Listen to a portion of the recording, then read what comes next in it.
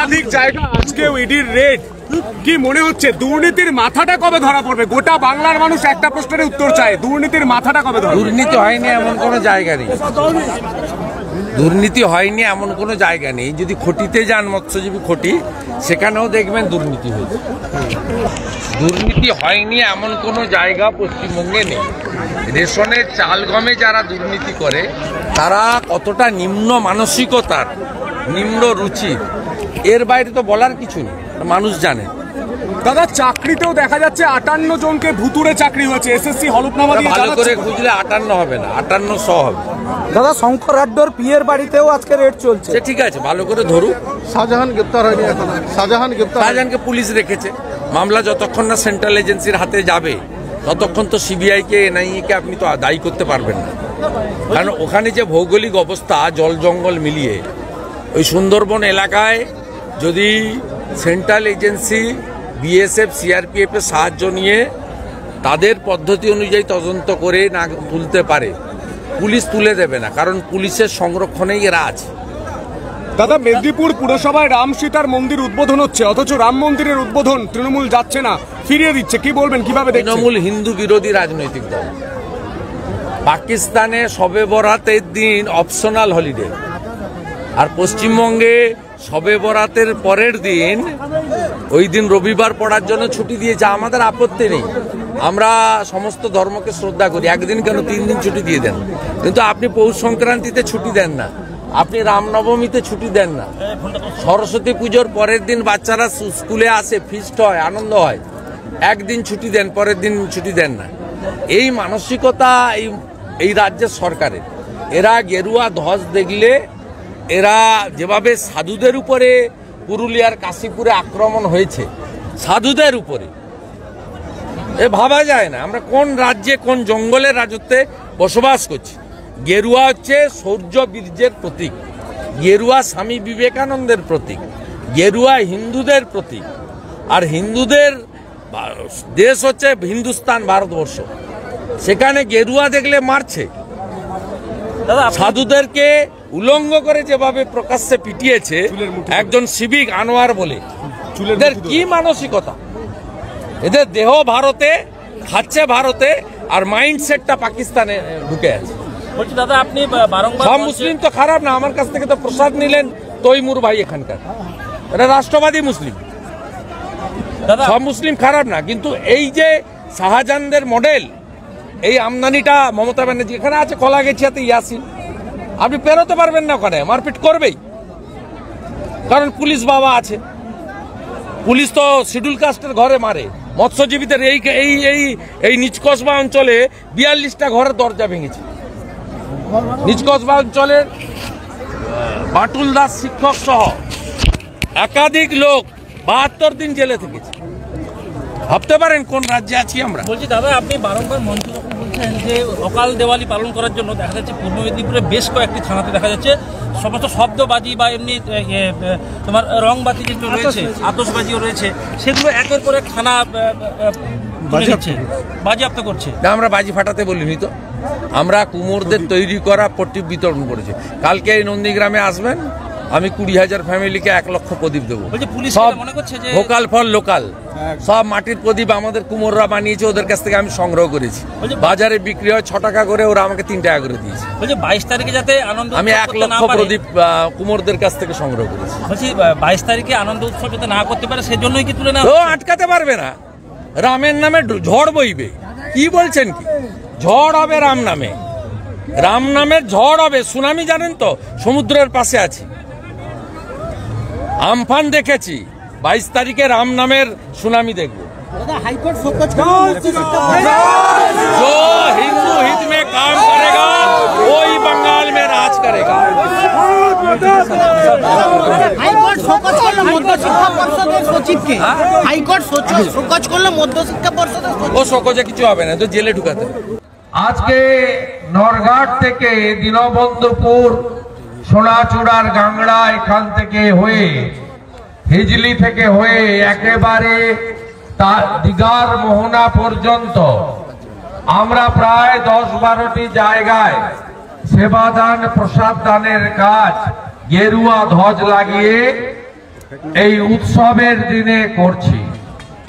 তাই আপনাদের সকলকে আরেকবার এই উৎসবের শুভেচ্ছা জ্ঞাপন করি।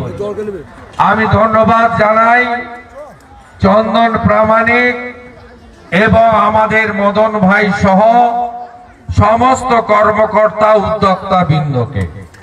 আমি ধন্যবাদ জ্ঞাপন করি রাষ্ট্রবাদী প্রচারক যারা এখানে আছেন, আমাদের মাটুল দাস শিক্ষক, রাজীব ভাই এবং অন্যান্য সমস্ত যারা রাষ্ট্রবাদী প্রচারক তাদেরকে আমি ধন্যবাদ জ্ঞাপন করি।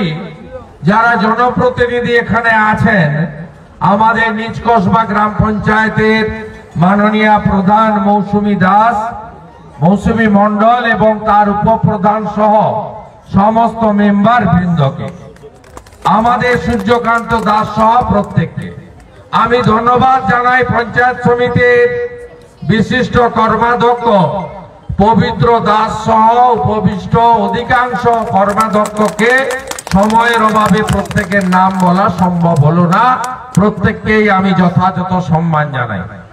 আমি সম্মান জানাই ভাতৃপ্রতিম শিক্ষক, তরুণ বিধায়ক সম্মানীয় শান্তনু প্রামাণিককে। আমি ধন্যবাদ জানাই আমাদের স্থানীয় জেলা পরিষদের এখান থেকে নির্বাচিত পূর্ব মেদিনীপুরের জেলা পরিষদের মাননীয় সদস্য মহোদয়কে এবং উত্তরকাঠি সম্মানীয় বিধায়িকা আমাদের পরম আপনজন সুমিতা সিনহা সহ প্রত্যেককে। আপনাদের এই উৎসব ভালো কাটুক এবং আমাদের যে ভারতবর্ষ সনাতনী ঐতিহ্য এটা অক্ষয় অমর করে আমরা রাখি। 500 বছরের লড়াইয়ের পরে আমরা রাম মন্দির পেতে চলেছি 22 তারিখে। আমি রাম মন্দির নির্মাণের দিন সমস্ত মন্দিরে পূজা অর্চনা, হোম যজ্ঞ এবং শুভক্ষণ 12টা 29 মিনিটে আপনারা রাম মন্দির উদ্বোধন তারা প্রত্যক্ষ করবেন প্রত্যেকে, মোবাইলে, টিভিতে, এলইডি স্ক্রিনে, প্রত্যেকে যে যেভাবে পারেন।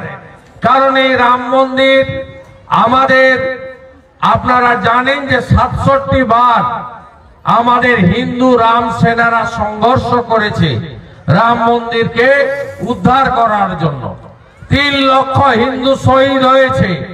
শুধু যেদিন মুঘলদের একজন হানাদার বাবর আক্রমণ করেছিল রাম মন্দির, রামলালার জন্মস্থানকে দখল করার জন্য, ওই একদিনে 1,80,000 হিন্দুকে খুন করে রক্ত স্নাত করে দিয়েছিল সরজু নদীর জল। সেই ইতিহাস আমরা কেউ ভুলে যাইনি। অনেক সংঘর্ষের পরে 500 বছরের লড়াই শেষ হয়েছে শান্তিপূর্ণ উপায়ে। আমরা রাম মন্দির পেতে চলেছি আগামী 22 তারিখ। এটা আমাদের হিন্দু সমাজের কাছে সবচেয়ে বড় প্রাপ্তি। ওই দিন প্রত্যেক বাড়িতে সাধ্যমতো সন্ধ্যাবেলা প্রদীপ প্রজ্বলন করে একটা অকাল দেওয়ালির পরিবেশ আপনারা তৈরি করবেন, যে দেওয়ালির রোশনিতে রামলালা ভগবান আমাদের জন্মস্থানে তার প্রবেশ ঘটবে। এটা আমাদের পরম প্রাপ্তি। আপনারা জানেন এই দেশ মুনি ঋষিদের দেশ। আমাদের পশ্চিমবঙ্গ মুনি ঋষি সন্ত সমাজের দেশ। এখানে বহু সন্ত এসেছেন, শ্রী চৈতন্য দেব প্রভু থেকে, প্রভু শ্রী শ্রী রামকৃষ্ণ দেব থেকে, স্বামী বিবেকানন্দ থেকে, লোকনাথ বাবা ব্রহ্মচারী থেকে, আমাদের এখানে স্বামী প্রণবানন্দ থেকে, ঠাকুর অনুকূল চন্দ্র, শ্রী শ্রী অনুকূল চন্দ্র থেকে শুরু করে বহু মনীষী সন্ত যারা এই আমাদের সনাতন ধর্মকে এগিয়ে নিয়ে গেছেন। এই কাজটা আপনাদের প্রত্যেককে করতে হবে এবং গীতাটাকে পড়তে হবে। গীতার একটা লাইন আছে, ধর্ম রক্ষতি রক্ষিত। কিছু পাওয়ার আনন্দ আছে, অনেক কিছু না পাওয়ার অভিমান আছে, কিন্তু নিজের ধর্মের সঙ্গে কখনো সমঝোতা করবেন না।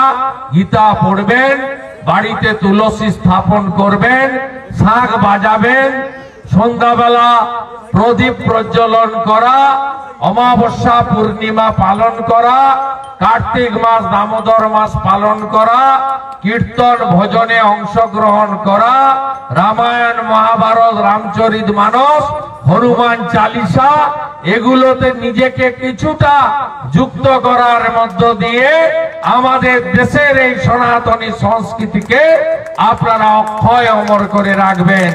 আজকের পবিত্র দিনে এটাই আপনাদের কাছে প্রার্থনা করব। সাথে সাথে পশ্চিম বাংলায় আমি এটা রাজনীতির কথা বলছি না, যারা হিন্দুদের বিরোধিতা করে, যারা হিন্দুদের আমরা ধ্বজ নিয়ে ঘুরলে বলে সাম্প্রদায়িক, এই শক্তি থেকে আপনারা দূরে থাকবেন। আপনাদের পরিতাপের সঙ্গে বিরোধী দল নেতা বলছে পৌষ সংক্রান্তির ছুটি নাই, পৌষ সংক্রান্তির রাজ্যে ছুটি হয় না। এই রাজ্যে সরস্বতী পুজোর একদিন ছুটি পাওয়া যায়, পরের দিন ছুটি হয় না। এই রাজ্যে রামনবমীর ছুটি হয় না, আর শবে বরাত রবিবার হলেও তার পরের দিন ছুটি দেয় এই তোষণবাজ রাজ্যের সরকার।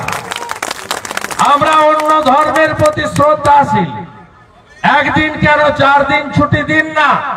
তো আমরা হিন্দুরা মকরের দিন ছুটি পাবো না, রামনবমীর দিন ছুটি পাবো না, সরস্বতী পুজোর পরের দিনে বাচ্চাদের বই খাতা নিয়ে স্কুলে যেতে হবে, আর আপনি অন্য জায়গায় অন্য কাজ করবেন, এ জিনিস বেশি দিন চলবে না। এই রাজ্য রাম রাজ্য হবে। রাম রাজ্য মানে মাথায় ছাদ, পেটে ভাত, হাতে কাজ, এটাই হলো রাম রাজ্য। সবাই ভালো থাকুন। নিবেদন করছেন মায়ের প্রসাদ বিশাল লক্ষ্মী আসুন।